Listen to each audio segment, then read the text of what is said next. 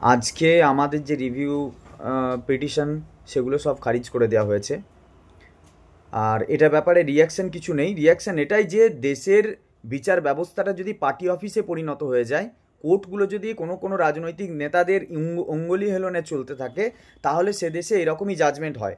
সেখানে 180 থেকে 200টা বিচার মানে রিভিউ পিটিশন ফাইল হলো। সেই রিভিউ পিটিশনের ফাইল হওয়ার পর সেই রিভিউ পিটিশনে উনি লিখছেন আনটেন্টেডদের জন্য এটা হৃদয় বিদারক। আচ্ছা, হৃদয় বিদারক হওয়ার পরেও তিনি কি বলছেন যে প্রসেসটা আবার প্রথম থেকে ঠিক করে করতে হবে। তো প্রসেসটা ঠিক করে যে করতে হবে, প্রসেসটা যে ভুল বা ঠিক সেই ব্যাপারে কোনো আর্গুমেন্ট উনি করতেই দিলেন না প্রথম দিন, এবং আজকে এতগুলো রিভিউ পিটিশনে পর্যন্ত খারিজ করে দিলেন।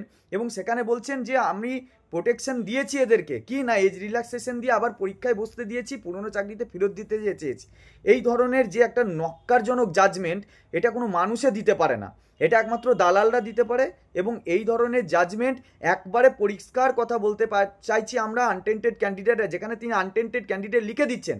এই জীবনে প্রথমবার যেখানে উনি লিখছেন, যেখানে চোরকে আর সাধুকে পরিষ্কার স্পষ্ট করে দেওয়ার পরেই বলে যে তোমার শাস্তি হবে। কারা কারা নিরপরাধীদের কারা শাস্তি দিয়েছে? ব্রিটিশরা। ব্রিটিশ ল দিয়েছে শাস্তি, ব্রিটিশের বিচার ব্যবস্থা দিয়েছে, যে কারণে আমরা ব্রিটিশদের বিচার ব্যবস্থাতেও আমরা দেখেছি ভগৎ সিংয়ের প্রতিক্রিয়া।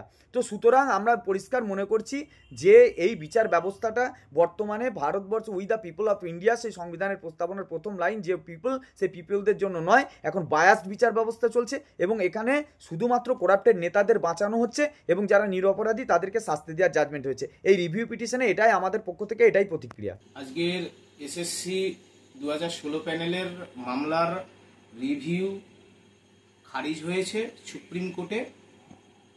এই রিভিউ খারিজ হওয়ার প্রধান কারণ রাজ্য সরকার, স্কুল সার্ভিস কমিশন, তাদের পক্ষ থেকে কারা দুর্নীতির সুবিধা পেয়ে চাকরি নিল আর কারা দুর্নীতির সুবিধা পেয়ে চাকরি নিল না, অর্থাৎ যোগ্য অযোগ্যের তালিকা না দেওয়ার জন্য মূলত সকলের চাকরি চলে গেল, সকল যোগ্যদের চাকরি চলে গেল।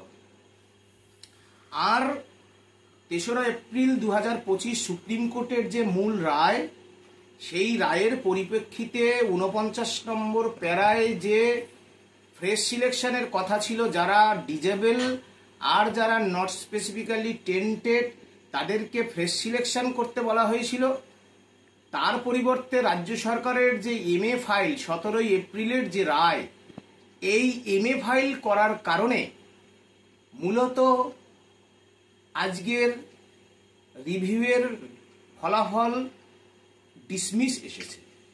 এর দায় স্কুল সার্ভিস কমিশনের, এর দায় রাজ্য সরকারের দুর্নীতি।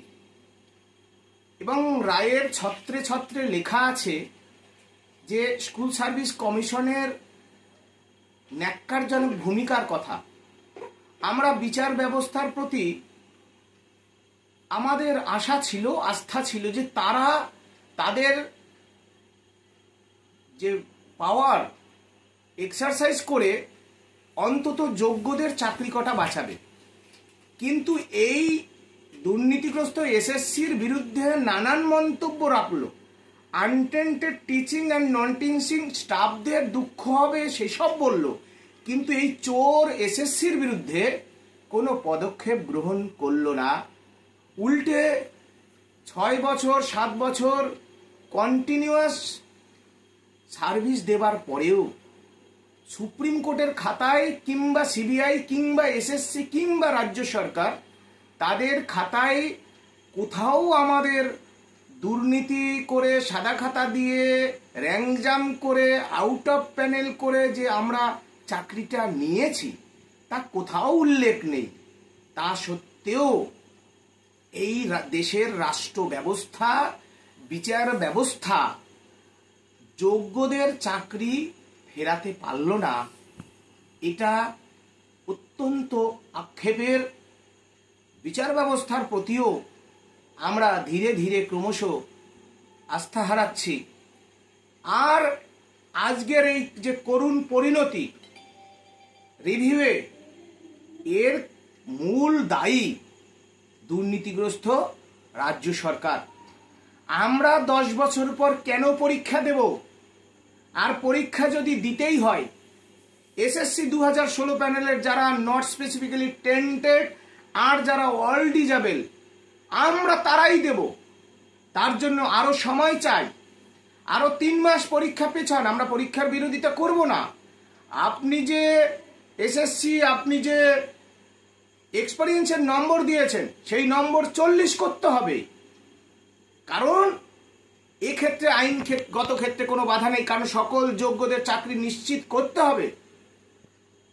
এই বিষয়গুলো নিয়ে আমরা খুব দ্রুত ফের এসএসসি অভিযানে যাব, এবং যে কটা দিন সময় রয়েছে আমরা সুপ্রিম কোর্টে আবারও মামলা কিভাবে করে ঘুরে দাঁড়ানো যায় সে বিষয়ে আমরা কাজ করব। আজকের দিনে অত্যন্ত ব্যথা ভরা হৃদয়ে আমরা যে দুর্নীতির শিকার হলাম, রাজ্য সরকারের সংগঠিত দুর্নীতি আমাদের স্বপ্নগুলোকে মাটিতে মিশিয়ে দিল। আমরা ধিক্কার জানাই এরকম দুর্নীতিগ্রস্ত এসএসসি এবং রাজ্য সরকারকে, যারা মূলত অযোগ্যদের বাঁচানোর জন্য একেবারে যোগ্যদেরও চাকরি খেয়ে নিল। এটা পশ্চিমবাংলার ইতিহাসে কলঙ্কতম দিন হিসাবে বিবেচিত থাকবে।